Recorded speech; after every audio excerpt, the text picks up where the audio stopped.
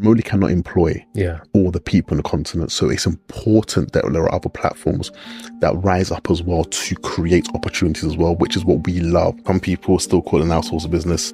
Some people consider it a staff and recruiting business. Yeah. Some people consider us as a HR platform. Some people consider us as a SaaS platform.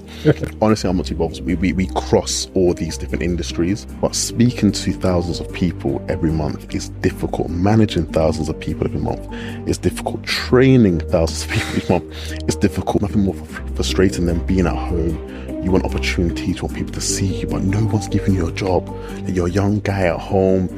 Maybe you've got a girlfriend. You want to pose. You want to buy a house. Have you seen the house prices in Accra right now? To make you feel like what you've built, over the years.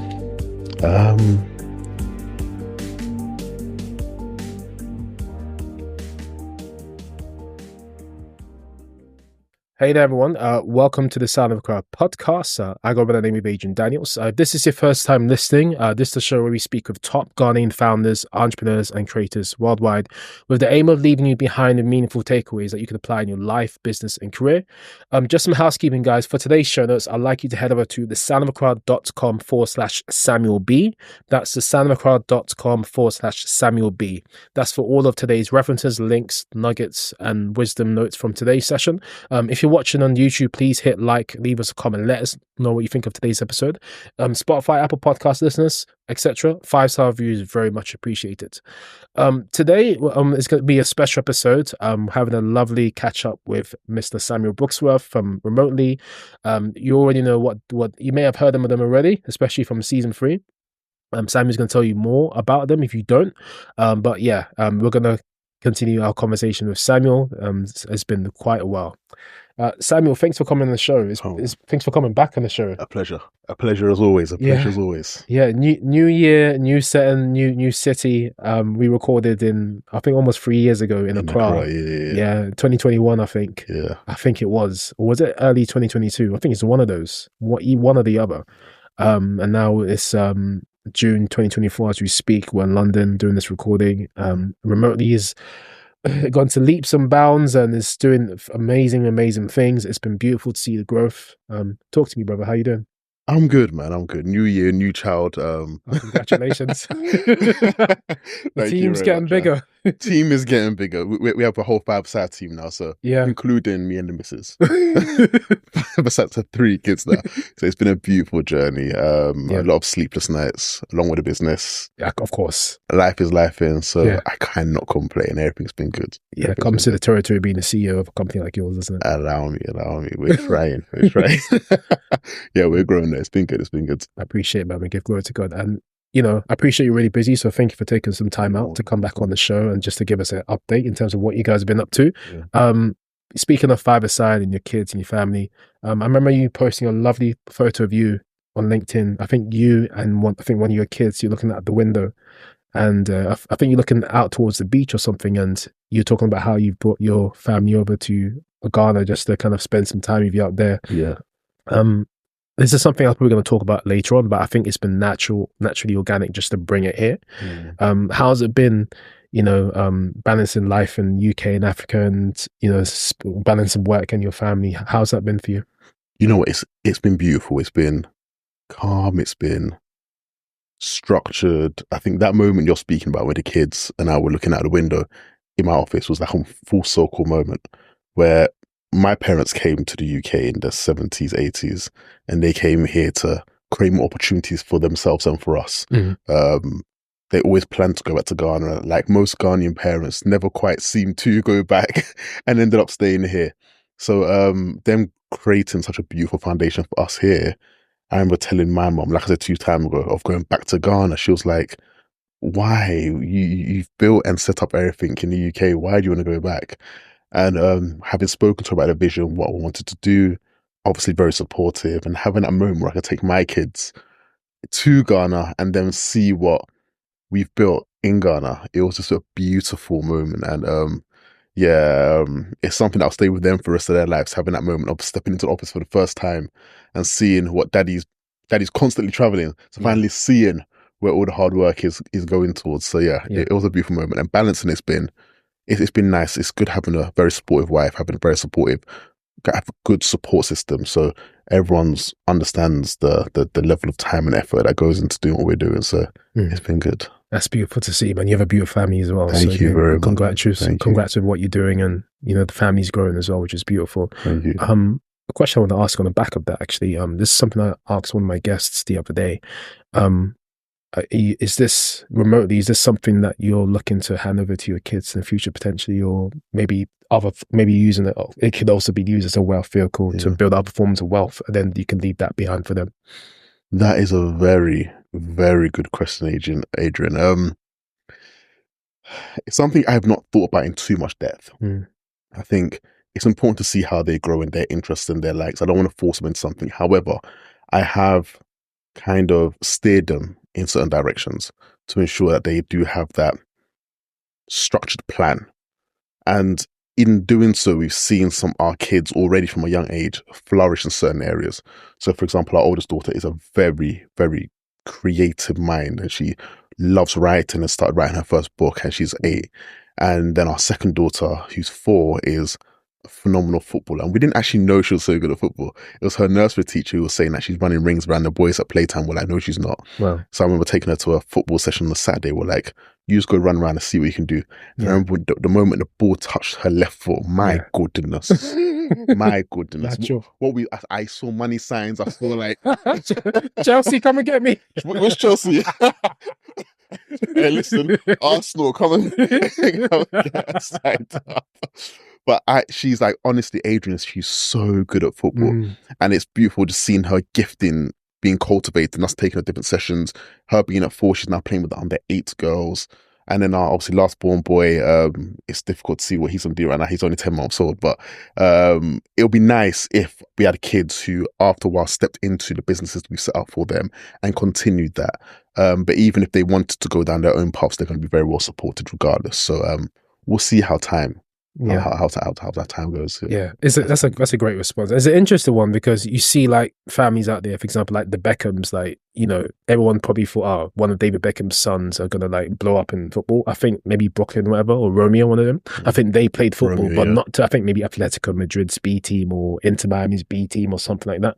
I think that's the heights that they reached, but they never, replicate exactly what Beckham did, or maybe Ronaldo Jr. I mean, he seems to be going that direction. So you can't really force, a child to go in a certain direction or to follow in your footsteps. You just have to see what they're naturally good at or what they're naturally creative at doing. So I like what you're doing. You're just seeing what talents or skills they naturally have and just pushing them in that direction. That's wonderful to see. Don't get me wrong. I do think that there is an importance into ensuring that the family's stability is there generationally. And it's very important that you do steer them in certain directions. Leaving them to be too free, I do feel it is can actually hinder them in the long term, because as a young child, you never really know what you want to do. And when you have that kind of direction, as in growing up, I was quite fortunate that I just kept trying new things and eventually something stuck. But when you do look at other households where they've been able to continue generational wealth, as we're speaking about, their kids are pushing certain directions. And it is key that you do direct them from a young age to help spot, identify and cultivate certain giftings. And someone like Olivia, as creative as she is, I do see her as someone who we can trust at such a young age to be able to be financially responsible, to handle the wealth that will transfer over to her, to look after her siblings. Charlotte, as boisterous and as crazy as she can be, she's extremely tenacious, and we know that she's someone who will push boundaries and take things to other levels. And Theodore, our last born, Samuel Theodore, obviously I had to junior him, but Samuel Theodore, he's even at such a young age, is a very calm and composed child. So he's the kind of individual who will be able to handle pressures and will be able to delegate and negotiate and just understand things. So us seeing these things, we just cultivate the giftings that we see in them and push them to ensure that whatever they do, whether it's for them, it helps to push the family's name, legacy, and them to new levels so that they can create that for their children, for their children, that there's that structure that just continues for generations. Wow, that's beautiful. That's a really, really beautiful statement you just made there. And beautiful names you've given to your kids, by the way, as well. Thank you. I think you named one of them after yourself. Is that correct? I had to slip that one in. So his name's actually Samuel Theodore Leonard, but we in-house we call him Theo. Because it's difficult when you've got two Samuels. Who my dad was called Samuel as well. So even letters coming to the house is a bit difficult at times. He'll be opening my letters by accident. Bro, you know that's my letter. So hopefully that won't happen with him. But it's nice having another little Sammy run around. It's wonderful. So wonderful to hear. All right, so we've talked about building family and how you're doing with family. Let's talk about building your teams. I think this is a great segue. So remotely, since we last spoke, of course, it's grown leaps and bounds since our last conversation. Talk us through like where it is now. I mean, you don't have to give the exact numbers in terms of team size, but talk us through like maybe the key highs that you feel like you've made, or how you've restructured the business since then to get to where it is now, and and the team. Yeah, obviously, as you've seen, the growth has been exponential. The team's grown massively, and it's number one. Obviously, I always say this: I give God all the glory. Amen. Because a lot of what's happened has generally not been by my strength or my intellect, because the way things have gone up and the way things have continued to expand, especially with how the economy is in Ghana, across Africa, in the UK, to see continuous growth in what we have built is beautiful. When you see other organizations of similar to us in similar industries haven't done as well and are crumbling, to see us gaining investors and see individual interested businesses still with us, businesses expanding through us, it's been a beautiful journey. But that's testament to the team we have. And we have a team who are stuck with us from the very beginning. No matter what's happened, whether it's turmoil, adversity, they stuck with the business and they've helped the business to grow. And then along with the key hires, as you mentioned, we've brought on a CTO called Liam, who's helped to really build our technological platform. Yeah. When we first started the business, the whole aim was to create a SaaS product. But so that was the goal from the jump. From the jump, really? It was to create a SaaS product. But then, as you can imagine, I wanted to create a SaaS product. I went out looking for funding, millions of pounds, and people like, young brother, no. We have no trust or confidence that you can build what you're saying you can build, no experience, which is understandable. So rather than me just constantly going out and looking for more money, I said, you know what, let me actually build a people-focused business first, hire the people, build out the structures, and then once I've done that, prove the revenue generation, prove the concept can work in Africa, now I can build my SaaS product on top.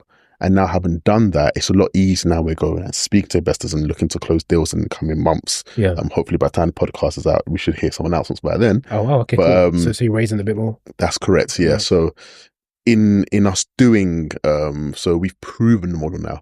So it's a lot easier having discussions. It's a lot easier to show what we've built through the revenue we've generated. And Liam's been a key part of that. We've just hired, actually, as we're yesterday, our COO now, who is a woman in Africa, and it's amazing having her on board. She's got vast experience on the continent, building international brands, bringing them to Ghana, building them in Ghana and across different regions in Africa. Yeah. Now she'll be joining our team to help grow the brand, and it was so key for us that we got a woman and someone in Africa to do so, because one thing I've been very confident about is that we do have talent at home, and we're trying to avoid brain drain to stop the best talent from leaving the continent. She was actually looking to go to America, and then I spoke to her, and she's going to see this, and I'm grateful to you. So, and I said to her, listen, do not go to America. The opportunities you want are on this continent. She's like, no, she wants to go. She's got 2 kids. She wants to go there. And we had a good conversation. To be fair to her, she saw the vision, and she was more than eager to want to join and want to be a part of it. And it was testament to her, but it's the fact that she stayed, and she's now become our chief operating officer, and she's now helping to grow the business across the new regions we've recently expanded into, which are Nigeria, South Africa, Kenya. We talked about Rwanda in the last episode. Yes, Rwanda's already a part, so Rwanda and Ghana are there. So South Africa, Kenya, Senegal, Egypt. Wow, that's the one we've now expanded into. So now seeing that growth, I need someone on the ground who has that experience to really help us grow operations across the continent and globally. So it's honestly just been a beautiful journey, because we have a team who have the experience and the passion to help drive the business forward. That's brilliant. It's just amazing. I think for me, just to speak to guests and have, consecutive conversations with them, and just to see where they've gone to since the previous conversation. I think we're talking about where this podcast has grown since we last spoke. Exactly. Yeah. Which is great. But to see what you're doing is just amazing. Like we talked about certain countries that you're going to go into in the last conversation, just to hear you actually do that and a lot more. It's incredible. No, So congratulations. don't jump off that so quickly. What you've done is you, bro. Like at the end of the day, what you have to realize is that you've created platforms for organizations like ours. Yeah. So it's beautiful that we've grown, but if not for the support of podcasts and platforms like yours, my mum used to always say to me, "You could be the greatest preacher in the world. We've done have a platform, nobody will hear your message." So platforms create, and we've seen a lot of platforms being created for organizations, business people in the Western world. But it's beautiful that platforms like yours can create that stepping stone for organizations based in Africa. Because if not for that, how would people hear of us? So True. Kudos to you and the work you're doing, man. True. Thanks so much, man. I You're appreciate it. Wow. So talk to me about the AI powered platform that you built on top of it. What does that look like? How does that look? So the aim, what the platform now does is, what we were aiming to do was to try and create a platform that really helped us to create the biggest talent pool in Africa. Now, initially when we were doing that, we we're building the platform, but it was very people centered, like I've initially mentioned.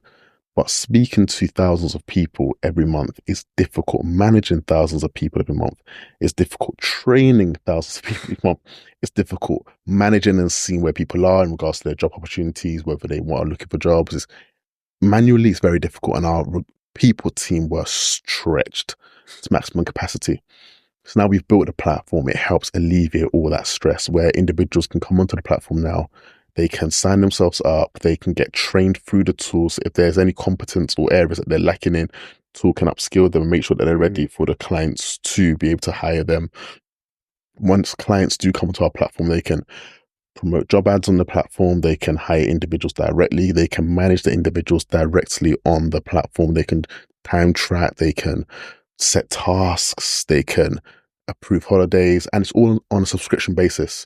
So once, let's say, for example, you're looking for a team of, I don't know, graphic designers, for example, or a team of software developers.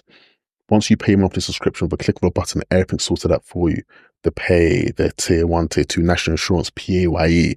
There's nothing else for you to do, contractual obligations. This is all sorted through our platform. You have access to that. You can see all that, but the individuals are fully looked after. All individuals in Ghana still work from office spaces. So for individuals globally who are looking to build their teams through office spaces, we have that model still operating in Ghana. Through all the other countries, if most individuals don't really mind where the individuals are based, like in South Africa or Nigeria, that's the country I forgot. My Nigerians will kill me. Nigeria. We are in Nigeria. All the other countries operating is all remote. So if you want to hire your staff members through there, they all work remote. But the beauty of our platform is that we geofence the tools that individuals use, so you can see where they are, you can see what they're doing. It's really, really beautiful and proprietary technology our CTOs built. So it just allows a lot of organizations a lot more comfortability with using our platform, working with individuals in Africa so they can showcase their skills and their talents. One of the things we always used to get was, how can we know or trust to work with individuals on the continent? And the whole idea of the platform was to alleviate these concerns and that kind of worry, so that we could create opportunities through the platform so individuals were comfortable working with them, and we made it as simple and as easy as possible to ensure that they were able to work with these individuals with ease. Wow, that's incredible what you've done. Like you've layered on top the fantastic people structure and the fantastic team that you built, and now you've put in the building blocks in place to allow Remoteli to scale to where it needs to go to, and where it's going to, which is amazing, because you can hire all these people, you can manage all these people, but it's very, very difficult. But once you have the tech in place, the tech stack in place, it's going to give you now you're going to soar like an eagle. I can see it now. Wow, this is beautiful. It's an end-to-end platform, like the staff, the candidates, the talent, and even the employers themselves, isn't it? That's correct, yes. So there's literally nothing else for us to do. It's all been set up. It's running now. And it's been a long process. It's not been easy, but it's been well worth it, because we've spent a lot to build it. But we know and it's through the testing we've been doing for years, to be honest. A lot of the individuals kind of always ask, why haven't we kind of scaled quicker or done things quicker? Anyone who knows me knows I'm a very patient person. I like to do things at the right time and God's timing, because it's not a case of me rushing and seeing what others are doing by going around raising tens of millions and creating unicorns in 5 years and so on and so forth. But I want to create something that will outlive me. We're seeing the rise of unicorns on the continent, and most of whom have lost their unicorn status over the last couple of years, if you've been following their journeys. And it's been unfortunate, but that's not what we're trying to do. We want to ensure that whatever we build is sustainable and long lasting, not for the sake of me creating a name or legacy for myself, but creating something that will enable people to gain employment opportunities for decades to come. We need to create something that will enable people to get jobs, their kids to get jobs, their kids' kids to get jobs. And if we set the foundations right now, when I'm long gone, it'll still be going. So it's not a case of just borrowing money and doing raises from A to Z, and then we're valued at whatever valuation we're valued at. Yeah. It doesn't benefit me or anyone else. We need to ensure that we're sustainable, we're revenue generating, that revenue generation makes sense over time with a team of individuals who are able to continue to pivot and understand the market, understand the conditions. We were able to come through COVID. After COVID, people in the office spaces were still running, still thriving, still growing. Now the world has come to an AI kind of transition. We transition the business again to ensure that we're still ahead of the curve. I love it. So no matter what happens, we have a team who understand what's happening and are continuously innovating. And hopefully that will just continue for decades to come. That's fantastic.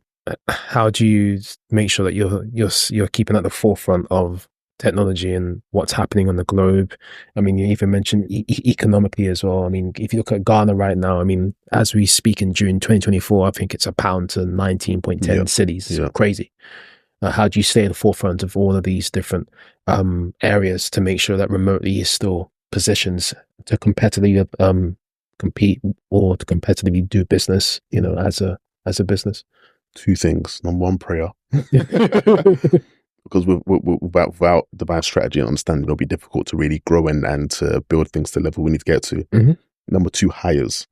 I've just come to realization, listen, there's only so much I can do, and there's only so far I can drive things. But if I'm bringing on people who are better than me in certain areas, or bringing on people who are wiser than me in certain areas, better than me in sales, better than me in operations, better than me technically, it's so key that we bring these individuals in. I now have a team where I'm confident these individuals can do things at a much higher level than I could, and I can hand things over to them and not have to worry about it, checking on them, micromanage, do anything, leave them to their own devices as I do, able to travel, spend time with my kids, family.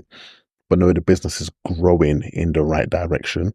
And these individuals, I now know with the way our senior leadership team is set up and the way in which the focus we have, the mindset we have, and the hearts we have as a team is always to ensure we're bringing on people who are better than us to help things to move forward. It's not a case of us sitting as the ogre at the top and no one else can pass us. That's not the mentality we have at all.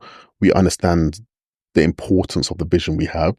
And if we want to ensure that we are at that forefront and we are continuously pushing that change, we have to ensure we're bringing people better than us to keep moving that forward. And when you look at the landscape, like we mentioned before we started filming, how there have been so many podcasts who have come in and looked at what you've done and tried to replicate it. And it's been beautiful in the sense that, yes, there have been a lot of other people who have had limelight spots put on them, but because of the benchmarks and excellence you initially did, people have then the standards they need to get to. And I relate that to Remoteli, where there's been a lot of outsourcing or staffing, recruitment, platforms who have been built since the birth of Remoteli. And for me, it's always a beautiful thing because we've shown this the level you have to at least minimum you have to be here. But in doing so, we're then creating more employment opportunities for people. Listen, Remoteli cannot employ all the people on the continent. So it's important that there are other platforms that rise up as well to create opportunities as well, which is what we love. We speak to mental help other organizations actually start up in the industry, but they have to be at a certain level, because if you come in, you're not doing something at a certain level, you only mess up opportunities for all of us who are trying to create things for people as well. So that's where it's so key that we do always constantly bring in better people to constantly keep things moving so people can see the benchmark and keep rising their business up to that level as well. That's deep. I like what you said about allowing these other outsourcing companies to, do what they're doing, because it's only helping to create jobs. But if they should dare enter that market, enter that space, they should at least do it to a certain benchmark, a certain standard. Otherwise, why bother getting into it? You've come a long way, and the business has not pivoted, but it's grown quite a bit, pivoted a little bit in terms of AI, tech. 100%. How would you describe the organization now? I mean, I think when we first had our first conversation, it was more like tech outsourcing business in Africa. How would you define Remoteli as Over Okay. time, we're slowly being more considered more and more as a SaaS product now, which again I don't mind. Yeah. However people want to define it, some people still call it an outsourcing business. Some people consider it a staff and recruiting business. Yeah. Some people consider us as a HR platform. Some people consider it a SaaS platform. Honestly, I'm not too bothered. We cross all these different industries. Yeah. But the beautiful part is, you could see us as competitors to platforms like Fiverr or People Per Hour, Yeah. in the way in which we're set up. You can see us competitors to further outsourcing organizations. Mm. However, kind of structure us, I'm not too fine. We have a very unique model, though, in the sense that our model is subscription based, which no other platform or organization or industry does. So it's literally like a subscription, like a Netflix or a Spotify. You Yeah. pay monthly for your staff members. It's a very unique concept, but we've made it work. Yeah. And in doing so, we've just seen that a lot of organizations just see it as a no-brainer to work with us, because why wouldn't? If you're looking to scale your businesses at speed with the right individuals who've been vetted, the right individuals who are competent and capable, the right individuals who have the right platforms who can manage them effectively and efficiently, why wouldn't you work with Remotely to grow your business to the highest level? And we're working with some of the biggest organizations in the world right now, and supporting them in their growth. So it only makes sense that we have individuals in our business who are supporting organizations like PlayStation and Microsoft and Google and L'Oreal. So we've been ISO certificated. We've gone out and done so much within the organization to show our credibility in Africa. Yeah, picked up some awards too, man. Congrats with that. We're trained. So we've shown that credibility. We've shown what we are all about. So hopefully we can continue to grow. How does it make you feel, like what you've built, over the years? That the job's not done. There's more to do. There's more to do. I think I'm learning to become more content. My wife, my kids, are teach me to be more content on a day-to-day basis. Okay. I think naturally as a person, I'm not a content person. I can see it. I never feel as though anything's ever good enough, and I'm always constantly beating myself up in regards to what more I can do. Yeah.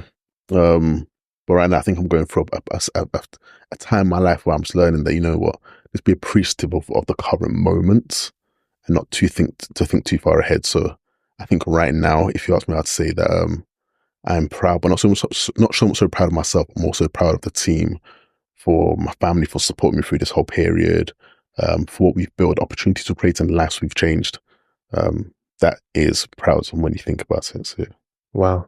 Sounding like you're a very selfless person. What I love about you is you've given most of the credit to your family, the team that you've built, to God, to all of these external factors outside of you to help you to build Remotely where it's today. And I think there's no accident that, your ultimate goal is to help create 1 million+ jobs in Africa across the continent as your vision. Talk me more about that vision and where that came from, a bit more about where that came from. I think you touched upon it in our first conversation, and, how you see yourself achieving this vision. I'm sure now that you've got tech, you put SaaS platform in place that can help you to get there even further. Talk us more about the vision. Yeah. So the vision is now very tangible. It's like the next few years we will have accomplished it. For me, it's beautiful. The vision just came by, as you know, when I was in London in 2020 during the pandemic. My wife and I, we love traveling, so going to different countries. And when we first got married, so just taking it back before the pandemic, she was always like, "You need to go back to Ghana. You need to go to Ghana." And obviously, I'm Ghanaian, she's Ghanaian. And I was like, "No, I'm fine, thank you. I want to travel to other countries, see other places." And she's like, "Why?" And the truth is, I had a not so great experience when I was younger. When I went to Ghana with my mum, hope she's not listening to this.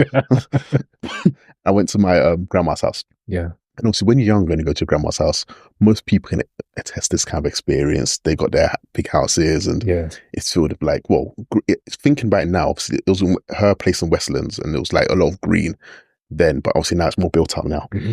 Back then, Greenlands, you got chickens running around and animals. The bungalow and all the usual setup. Bro. And it's like, I just didn't have the greatest summer. I was there for 6 weeks. I was 12. Couldn't go nowhere. I was like, this is not it. So I was like, I don't want to go back. But obviously, that was just from a young experience. And then when I went back home with my wife and I saw Ghana from an adult perspective, I was like, wow, this is amazing. So we made it a point to go every single year. Yeah. And when I'd go back every single year, what I find beautiful is the development I'd see each year. Yeah. What I find really frustrating is lack of opportunities for young people. Now, it's not me sending for anybody. Me, I don't want no trouble with no governments, no people, no nothing. You get our man of peace. But it was really frustrating that there should be more being done for these young people. We can't expect Africa to grow. We can't expect Ghana to grow. But then our best talents constantly leaving the continent. But at the same time, I didn't want to be a case where young people in Ghana are looking at me saying, oh, you've left or you've been able to go to the UK. Your mum gave birth to you there. Why are you trying to stop us from going there as well? I'm not. I just want you to gain the opportunities that you should have on the continent, getting paid what you should be getting paid on the continent so you don't have to leave home. So we avoid brain drain. Our best talent stays on the continent so Africa could grow to wherever you want it to grow to. We can't expect Ghana to grow if all the best talent is constantly leaving. So for me, it was just very, very frustrating. And also when you speak to a lot of young people, there's nothing more frustrating than being at home. You want opportunities, you want people to see you, but no one's giving you a job. You're a young guy at home. Maybe you've got a girlfriend, you want to propose, you want to buy a house. Have you seen the house prices in Accra right now? And I'm like, so inflated, man. For many of us that will go to, and it's not to say Ghanaians, there are many Ghanaians that can afford it in Ghana, but then it's a case where for the majority of young people in Ghana right now, it must be so frustrating because you can see the kind of lifestyle you want, you can see the kind of opportunities you want, but a lot of it's just out of reach, and that should not be the case because there are young people around the world who are being granted these same opportunities. Yeah. And the gap for me was the educational piece for a lot of organizations actually in the Western world, where they didn't want to grant these opportunities because of different mindsets they had towards Africa.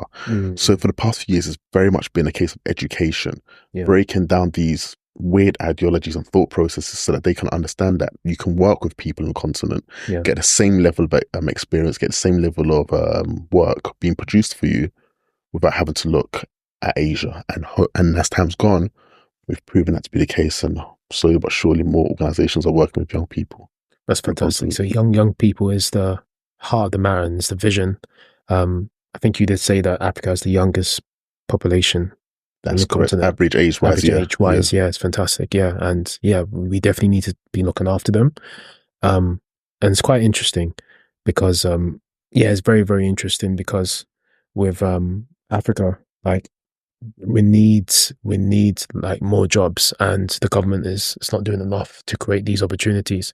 But I feel like with you, not only are you creating these opportunities, I think in terms of what they could probably earn through remotely, they can hopefully earn something where they're able to maybe work towards the lifestyle that they want, and to be able to kind of like maybe help their families and, you know, be happy and be able to, you know, afford things that they should be able to afford.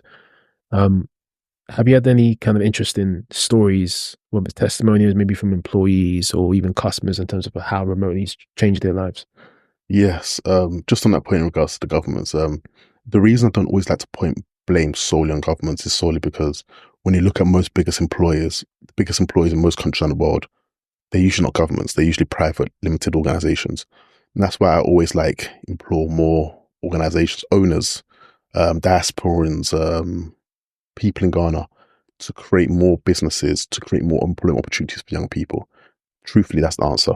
Private, limited organizations is what Ghana needs. That will be the future of Ghana. There's only so much any government can do. But if there are more private, limited businesses, and I'm not saying the government are doing everything they can do, I'm really not saying that. So for people come and bash me that I'm defending the government. It's more so the case where, what can we do as Ghanaians? What can we do as Africans? Whether it's Kenya I'm talking about Ghana because I'm obviously Ghanaian, but now we're in Kenya, Nigeria. I should look at these organized countries. Talk. So whether it's Kenya, Nigeria, South Africa, my goodness. What force? Yeah, Rwanda, which the Rwandan government's doing a fantastic job actually. And Egypt is another one we speak to young people in Egypt. There's so much more that can be done by individuals in the countries. And to be fair, we're seeing that with the diasporans you're interviewing, all the people that you're seeing in different countries who are creating organizations and creating change that needs to be seen. So it is being done. But back to your question in regards to the change of lives of individuals in the business and of organizations. Because just look at it from a business perspective, you have business owners who potentially couldn't afford to hire organizations in the UK and the US. So a lot of their businesses were just crumbling, and they just were stressed. They were struggling. They were working with individuals in Asia. Not that the work that's been conducted isn't great, but they couldn't like vibe with them culturally. They didn't really get what they were building. They didn't really relate to them. So when some of them started using remotely, it was just revolutionary for them, because they were like, I finally have a staff member or staff members who get what I'm building. We can talk. Time zones are the same. Culturally, we get it. Like, whether the UK is part of the Commonwealth, there's a huge colonial past in Ghana. So a lot of young people in Ghana, if you're talking to people in the UK, they get it. People in America, they get it. So that Western culture is somewhat there in Ghana. So when they're working with these organizations, they get it, they can communicate with, they can understand them. So it's changed the life of a lot of business owners to grow their businesses in a sustainable way, cost-effective way, but you're getting really top quality individuals to work in your businesses. And then from a staffing perspective, there are many testimonials with individuals who are unemployed for 1, 2, 3 years after graduating, individuals who had huge financial family burdens on them, where they're expected to be the breadwinners, but they just couldn't get a job.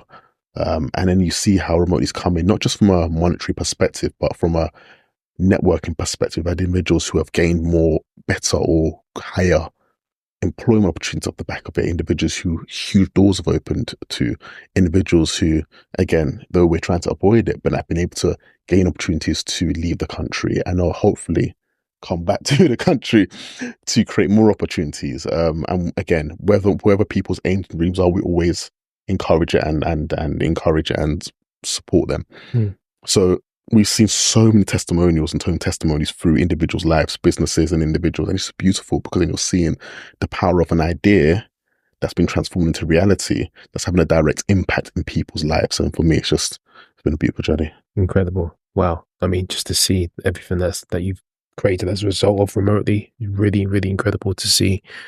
Absolutely incredible. Samuel, this has been a fantastic conversation. Yeah, what does the future look like in terms of remotely? I know you've talked about you're going to look to raise again.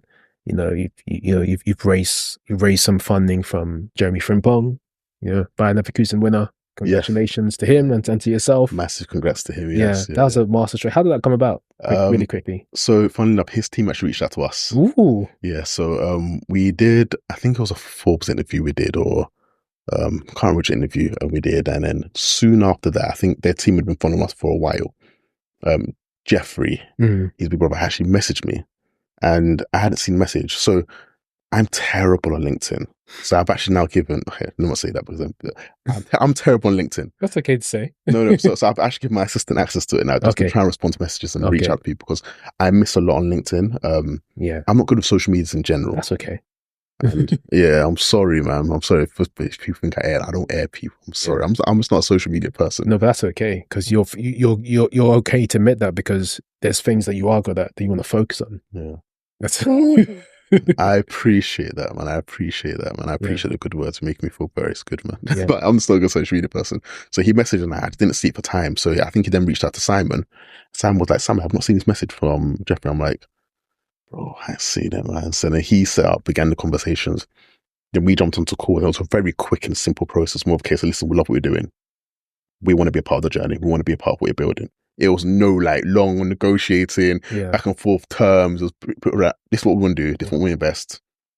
Are you cool? And for me, it's beautiful, because it's encouragement to a lot of entrepreneurs who are out there, who are building their businesses, and they feel as though no one's seen them, no one's recognizing what they're building, what they're doing. They feel as though it's long. And the truth is, faith without works is dead. If you have that thing in your heart, in your spirit, that I need to do this thing, I need to build it, step out in faith and do it.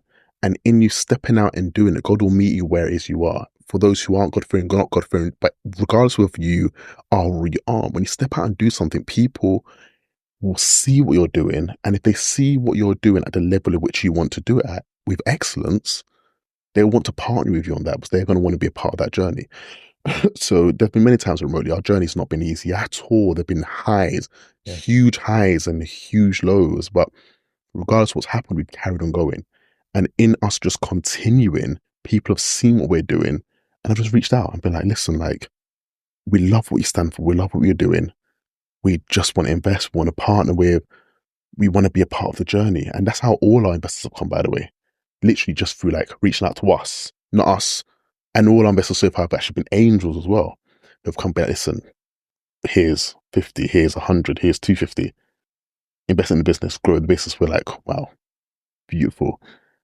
None of them we've required a pitch deck for. We've not all our investors, not one pitch deck have we sent out to any of them. It's just been literally 2 conversations at max. Terms sent out, signed, money transferred. And it's been so beautiful. Whereas in the other conversations where we've reached out, when we've gone through long, laborious conversations, back and forth, it's not quite happened. So if anything, I hope that just serves as encouragement to a lot of entrepreneurs. Just keep going. Yeah. And once the right individuals see what you're doing, they'll reach out to you and ensure that your dreams just go to another level. Fantastic. And this is such a beautiful way of raising money because, you know, we all know about pitch decks and demo day and, you know, pitching day and all these kind of things. But why have to go through all of those hoops when you just document what you're doing, you know, build in public? That's why I hear build in public, and then someone will come knocking, hey, we want to support you. I think it's much easier and simpler that way. Don't you agree? For a lot of Black entrepreneurs listening to this, they will understand the frustrations or reasons of Black business owner. And it's sad because I'm a very chilled person. I'm not too fast. If I was to have taken all the notes to heart, and I've been involved in sales, some of the no's that I've received personally have been awful. And luckily, I don't really take things to heart. So no matter how you try to crush my spirit through the wickedness you try to do to me, I'm never too fast, because at the end of the day, as myself, my twin brother always say, it is what it is. No matter what you say to me, I'm never too fast. And individuals have literally gone out of their way. If I tell you some of the things some VCs have done to us, like some VCs have taken us through the whole process, deliberately giving term sheets to us, knowing they were never fully intending to invest, to pull away last minute. Some investors have just like given the most awful responses to us by emails. And one day, God willing, if I ever get to document the journey, the emails don't disappear. It's like some people have messaged me some of the most awful messages on LinkedIn. We've done like email outreach campaigns through my platform and for my LinkedIn, and they've said things. It's like, but why? And I'm sure other Black entrepreneurs have been through the same things where they just had the most crushing no's, but there's no need for that. So you're right. When you look at other entrepreneurs from other demographics or backgrounds, they don't have to go through the same hoops that we need to raise. And what's sad is that I wrote an article a few years ago in The Guardian talking about how there needs to be more Black VCs, just more Black businesses. But then what's sad is that the Black VCs are the ones you get some of the harshest no's from. And it's like, we're creating this ecosystem, but then Black VCs are actually acting like their counterparts and trying to use the same measuring sticks as they would for other white-owned organizations. But you can't, because we all know the hoops and hurdles that Black organizations are going through are so different to them. So you need to use different metrics. You need to use different measuring tools. So I just hope and pray that a lot of the Black founders who are going through the same journey that I've gone through and I'm going through, just keep pushing and keep that determination, that zeal, knowing that other people will see them where they are and what they're going through. And the truth is, like you mentioned, a lot of individuals who are looking to invest in you will invest in you, which they do for other organizations. You invest in the person. You can't invest in a pitch deck. If you invest in an idea, things change. No one saw COVID happening. So all the people who invested in those pitch decks during that period, I'm sure many of them crumbled. But if you invest in a person, ideas can change. The person can pivot. The tenacity, the zeal, the will to succeed. That's one thing you can never take away from me. So irrespective of what happens in the environment, Remoteli will always succeed. Was myself and my team will never like to fail. And if you're investing in that, your investment will grow. If you're investing in my idea, an idea alone, I'm not too sure about that, big man. So it's important that individuals understand that and they just start to invest more in people, because there are some great people on the continent. There are some great Black entrepreneurs around the world who want to get overlooked because of their skin color and an idea, rather than them looking past that, looking at their heart. They're interpreting the same measurements that they use for a lot of white entrepreneurs. they look at these individuals and they're like, oh, you're great, you're tenacious, you're amazing. We know you can take this to another level. Why not use that same metric for a lot of Black entrepreneurs? And if we did and we saw more investment into Black entrepreneurs, we'll see so many more Black entrepreneurs rising and doing amazing things. So hopefully over the next few years, we see that. Hopefully we see change and we're no longer enemies of our progress. Hopefully that is the case. Right now, we definitely are. So yeah, I hope so too. Well, fantastic way to end the conversation. Sam, you've been a fantastic guest. Do you have any announcements, anything you would like to share before we close out? Keep an eye on us, keep an eye on our growth. If you're an individual looking for employment opportunities now in Nigeria, South Africa, Kenya, Egypt, Rwanda, Ghana, apply online now. If you go on our website now, you'll see you can join our talent pool right now. If you're looking for staff in these different regions, you can now hire from all these different regions on the platform. When you go online, you'll see different countries you can select from. Go with these selections. I'm sure Adrian will put a code somewhere so that every time you do now, he now gets a kickback. So if you want to support Adrian's ministry, doing the Lord's work, as they say. If you want to support Adrian, it's an amazing way to do so. So yeah, it's important that platforms like this also get the support and the kickback they require as well. So please, if you're looking for opportunities, please do apply. And as we create more opportunities, we create more roles and jobs. Hopefully, more and more people can get employment, support their families, and do amazing things across the continent. I appreciate it, man. Are we going to see a Samuel Brooksworth beard line? Are we going to see that? What? Beard oil line? Are we going to see? Hey, listen. Sharp, man. Sharp, bro. Thank you very much. I appreciate that. Thank you. Wow, fantastic, man. So yeah, guys, we'll have a code where you'll be able to kind of like gain access to remotely services and speak to someone in the team. Once again, guys, today's show notes, you can head over to thesoundofaccra.com/Samuel B. That's SAMUELB for all of today's show notes, key references, links, nuggets from today's episode. And make sure you like, subscribe, leave a comment if you're watching on YouTube. Let us know what you think of today's episodes. Leave a review for listening to podcast platforms. And before we head out, Samuel, where can everyone find Remoteli and yourself? Remoteli.com, so that's REMOTELI.com. Myself, just Samuel Brooksworth on LinkedIn, Instagram. Not that I use social media much, but if you want to see anything fast, then you can see myself there, Samuel Brooksworth, on every social platform, and just remoteli.com for any opportunities and to look for staffing. Fantastic, beautiful. And I think we saw you sponsored one of your daughter's teams, right? Yes. Beautiful. Another proud moment. Yes, we supported my daughter's football team. Is now sponsored by Remoteli, and every team she moves to moving forward, apart from when she gets signed by Arsenal. I'm not too sure about it. Maybe Arsenal sponsorship we can get to when she gets to the senior team. But every team she gets to, we will definitely sponsor and support, amazing, so that her journey is well documented and followed as well. Wow, definitely amazing. Definitely amazing what you're doing with that. Wow. All right, guys, there you have it. See you in the next one. Thank you. Bye-bye.